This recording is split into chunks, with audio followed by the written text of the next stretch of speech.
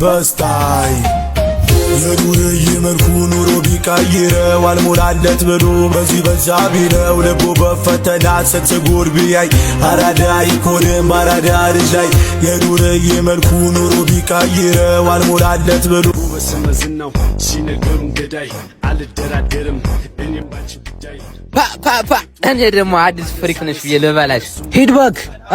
የት አሉ? ኧረ አንድ ነች። እሺ የት አለች? እያሱ ላይ ካለው ቡና ቤት ደቅ ብላለች።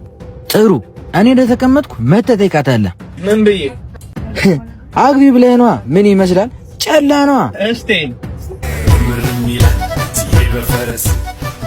ይቅርታ ልዕልቷ፣ መቀመጥ እችላለሁ? ማንም ሰው እኮ ልዕልት ብሎኝ አያውቅም። ምን አልሽኝ? አዎ ይቻላል። ኦ ማይ ጋድ ምን ነው? በጣም ቆንጆ ነሽ። አመሰግናለሁ። ግን ከየት እንደመጣ አልነገርከኝ። ሶሪ ከካናዳ ነው የመጣሁት።